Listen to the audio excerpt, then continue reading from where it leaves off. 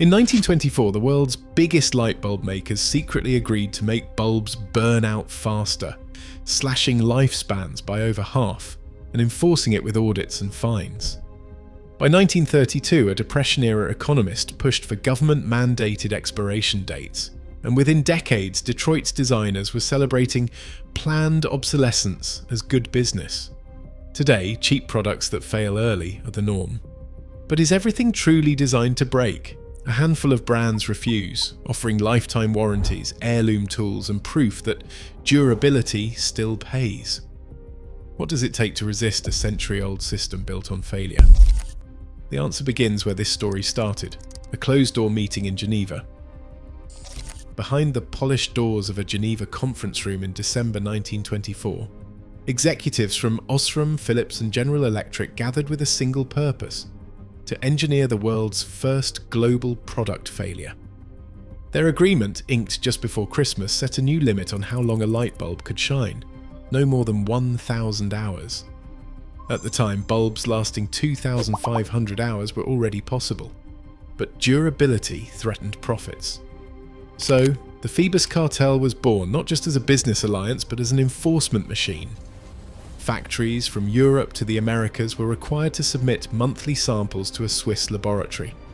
If a bulb burned longer than the cartel's cap, the manufacturer faced fines, sometimes severe enough to erase any gains from exceeding the standard.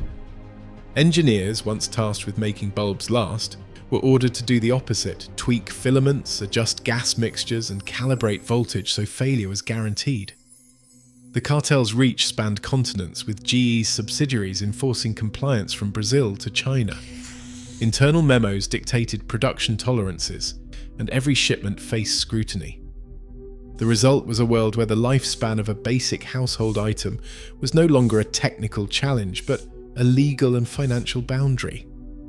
By the early 1930s, the cartel system had become routine. Bulb sales surged, not because of innovation, but because the clock on every purchase was now set to run out. The template was established: profit through planned failure, enforced not by natural limits, but by corporate decree.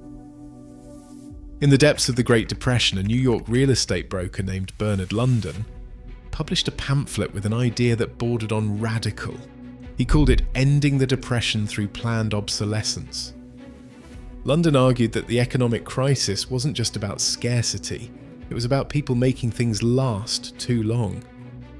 His proposal was as blunt as it was sweeping: put expiration dates on everything from shoes to houses.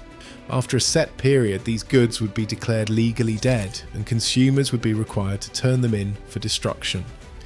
The aim was to force continual replacement, keeping factories running and workers employed. While London's plan never became law, its logic seeped into the culture of American business. By the 1950s, the concept had shed its Depression-era urgency and found a new champion in industrial designer Brooks Stevens. In 1954, Stevens stood before the American Society of Mechanical Engineers and gave a speech that would echo for decades.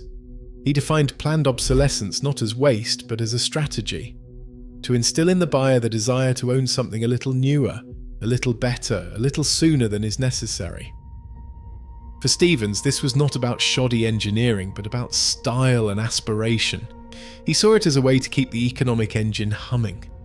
General Motors put Stevens' theory into practice at scale. By the mid-1950s, GM's art and colour studio was rolling out annual model year redesigns, making last year's car look outdated before its parts wore out. The principle spread quickly. Appliance makers, electronics firms, and even furniture designers adopted the same playbook, churning out new models, tweaking colours and shapes, and nudging consumers to replace rather than repair. What began as a secret pact in Geneva had become a celebrated feature of modern commerce, taught in business schools and baked into the DNA of post-war consumer culture.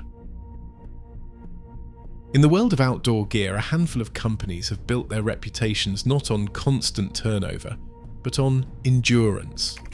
Patagonia, founded by climber Yvon Chouinard in 1973, started with a simple premise: make clothing tough enough to survive real use, then stand behind it for life. The company's ironclad guarantee covers repairs for any reason: rips, broken zippers, even decades-old jackets from the 1980s. When a product fails, Patagonia's first move is to fix it, not replace it. In recent years, about 70% of warranty claims end in repair, not landfill. The Warnware program takes this further, encouraging customers to trade in used gear for resale or recycling. In 2011, Patagonia ran a full-page ad in the New York Times on Black Friday that read, "Don't buy this jacket. The message, buy less, repair more." That campaign boosted awareness and sales, but also set a new standard for honesty in retail. Darn Tough, a family-run sock maker in Vermont, takes a similar approach. Starting in 2010, they offered an unconditional lifetime guarantee. If a sock wears out, they replace it, no receipt required. Their founder, with a background in mechanical engineering, designed socks for hikers and workers who couldn't afford failure. The result? Fewer than 5% of pairs ever come back for replacement.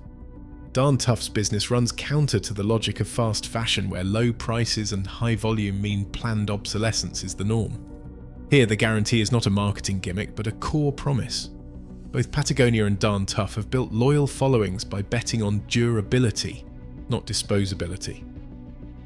A multi-tool is meant to save the day, not become another casualty of the junk drawer.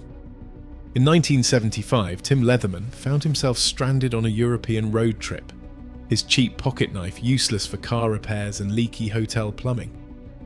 Frustrated, he returned home and built the prototype for what would become the Leatherman tool, a compact all-metal solution designed to outlast its owner. Today, every Leatherman comes with a 25-year guarantee. In 2022 alone, the company's Portland service centre processed over 9,000 repairs, restoring tools from the 1980s alongside newer models.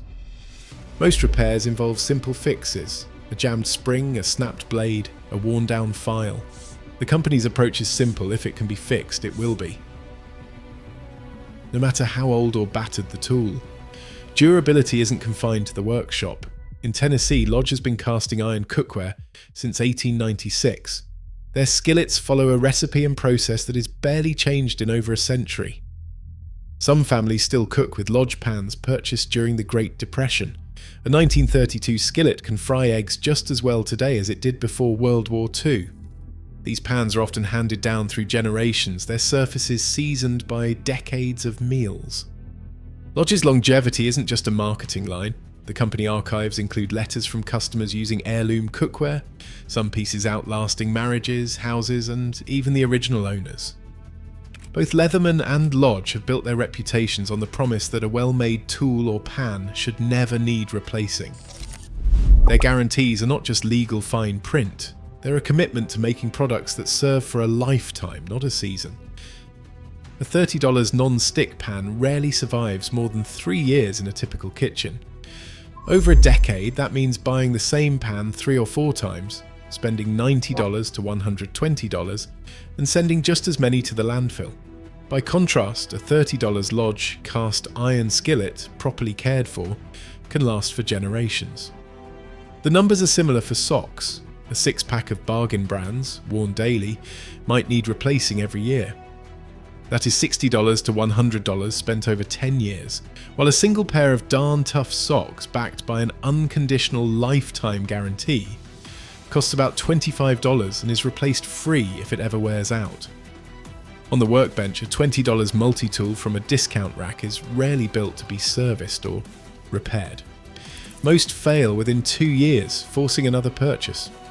Over a decade, that is $100 spent, not counting the frustration of failure at the wrong moment. A $100 Leatherman, covered by a 25-year warranty and repaired in Portland, is a one-time expense that can be handed down. Blenders tell the same story. A $50 disposable model, replaced every 3 years, adds up to $150 over a decade. A Vitamix, costing $400 up front but warranted for 10 years or more, is built to outlast 3 or 4 cheap competitors. Factor in the repair programs and the real cost per year drops even further. Across categories, the math is clear. Durable goods may cost more at checkout, but over 10 years they save money, reduce waste, and sidestep the cycle of planned failure. The financial edge isn't theoretical, it's visible on every receipt, warranty card and repair ticket. Today, planned obsolescence remains an industry baseline, costing consumers and the planet far more than sticker prices suggest. As repair laws gain traction and Buy It for Life communities grow, the question shifts: will corporate strategy finally favour durability over churn? Sometimes value is measured in decades, not cycles.